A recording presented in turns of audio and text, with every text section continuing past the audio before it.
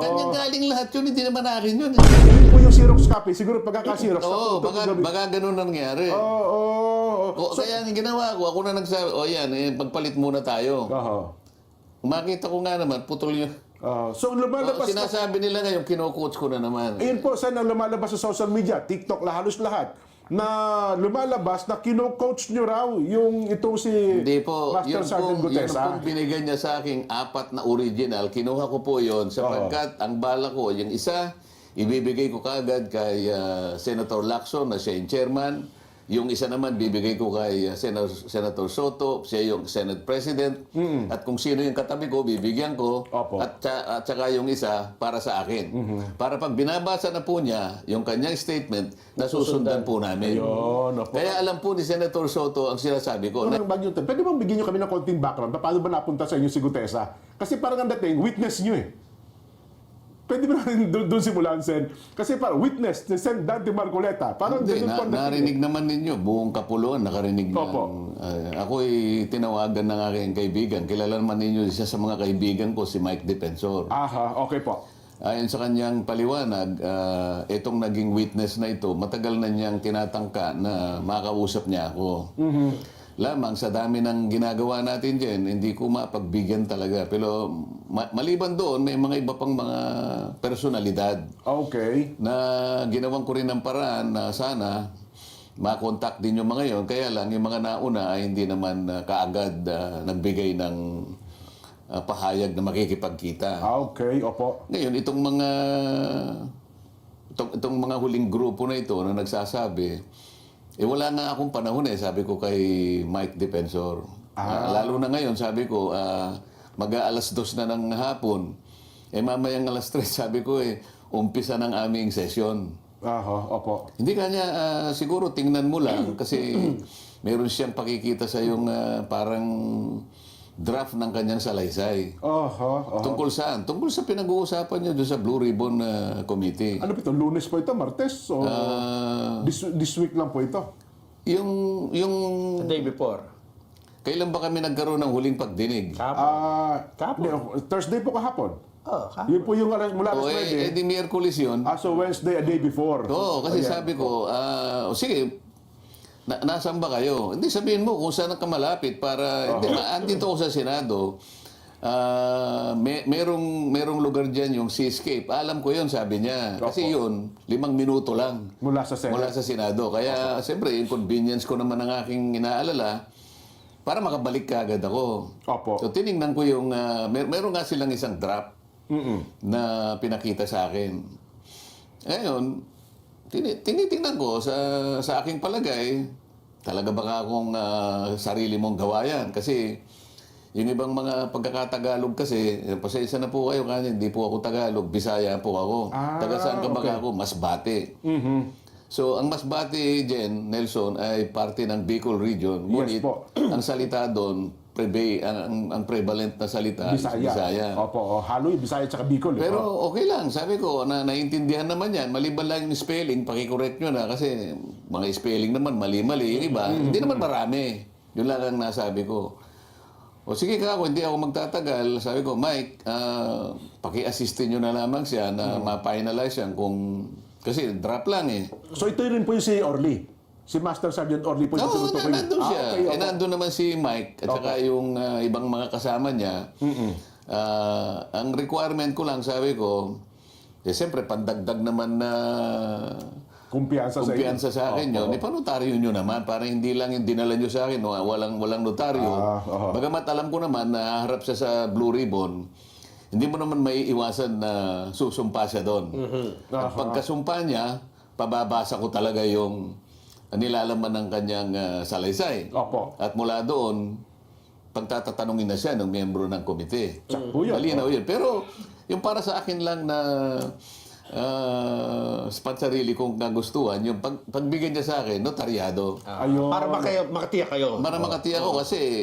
Siguro nung iwanan ko sila, mga 2:30 na siguro yon.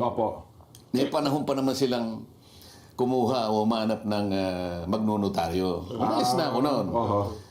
At sabi ko, bago ko umalis, sige, kung talagang buo sa loob mo at talaga namang gusto mong ihayag yan sa publiko, bukas ka ako ang oras ay alas 9 ng umaga. Siguro 8:30 para nandun ka na para makasiguro kang makapasok ka sa tamang oras. Yun po yung Webes. Yung Webes yun, oo. Okay, opo. So, yun ang pinagtapusan. Ngayon, kung darating siya, di okay. Kung hindi siya darating, okay din Ay, sa hindi akin. nyo rin expect na pupunta. Abay, sinabi ko nga, kung talagang buo sa loob mo, hindi ba? Opo. Kung buo sa loob mo at tapat ka sa hangarin mo na mailahad mo yan, kasi nakalagay doon, ito po para sa bayan na lang, sabi niya eh. Binasa ko naman eh. Okay. Sa akin, kung darating ka, okay. Kung di ka dumating, wala namang nawala sa akin. Diba? Eh, dumating. Ayun. Tapos, pagdarating na sa akin, ilang bang kopya ang dala mo? Opo. Meron po ako ritong 5 kopya. Ito pong 4, sabi niya, ay original. Opo. Okay? Asan ka ako yung hindi original? Ito pong huli. Binigay ko sa kanya yung huli. Yung Xerox copy, kinuha ko yung 4 na original. Kasi ang balak ko, kaya kinuha ko yung 4, pagka-introduce ko sa kanya, bibigyan ko na ng kopya yung chairman, si Senator Lacson. At saka yung si Senator SP Soto. At yung iba, siguro yung kusining katabi ko. Tsaka ako, 4. Opo. Kasi babasa ko na sa kanya eh. Para lahat kami, meron kaming kopya, lalong-lalo na yung chairman. At saka yung Senate President. Ganun na nangyari. Ngayon, ang sabi nila ngayon, nabasa ko rin sa dyaryo eh, para bang kinotes ko daw yung... Kasi, kaya ko lang na binanggit na, teka muna, dahan-dahan kang magbasa. Ayun, opo. Dahan-dahan kang magbasa. Kung ano yung nakasulat, huwag mong lalakta. Parang kasi meron kang hindi nababasa. Alam din ni Senator Lacson yun dahil may kopya siya eh. Kasi doon sa pinakagitnang bahagi, meron siyang isang linya na hindi nabasa. Yung panapos ng papel, yung sa ilalim. Kinapos. Merong nalalaktawan doon eh. Kinapos. Hindi ko naman alam na ganun yung binabasa niya. Ngayon, yung binabasa ko yung kompleto. Bakit hindi niya binasa yung last line? Ipinalampas ko muna yun, baka magkamali. Tapos nung dumating na naman sa pangalawang pahina, nilaktawan niya na naman yung 2 pahina, ay yung 2 linya. Teka muna nga ako. Basahin mo ng maigi. Opo. Alam ni Senator Lacson at saka ni Senator Soto at saka May yung hawak katabi nila ko, ng kopya, siguro si Senator Win, kasi may hawak kami binabasa. Sinusundan namin yung binabasa niya. Di ba? Opo. Lumalabas kasi sa social media. Sabi niya, sumagot siya, kasi po ito pong kopya ko, may putol yung sa baba. Ayun yung Xerox Kaya copy. ginawa ko, yung binigay niya sa akin, binigay ko sa kanya. Kanya galing lahat yun, hindi naman akin yun eh. So yun po yung Xerox copy. Siguro pagkaka-Xerox. Oo, baka ganun ang nangyari. Kaya ang ginawa ko, ako na nagsabi, yan, pagpalit muna tayo. Makita ko nga naman, putol yung... So lumalabas sinasabi nila ngayon, kino-coach ko na naman. Ayun po, saan ang lumalabas sa social media? TikTok, halos lahat. Na lumalabas na kino-coach nyo raw yung itong si Hindi po, Master Sergeant yung Gutesa. pong binigay niya sa akin 4 na original, kinuha ko po yon sapagkat ang bala ko, yung isa, ibibigay ko kagad kay Senator Lacson na siya yung chairman. Yung isa naman, bibigay ko kay Senator Soto, siya yung Senate President. At kung sino yung katabi ko, bibigyan ko. At saka yung isa, para sa akin. Para pag binabasa na po niya, yung kanyang statement, nasusundan po namin.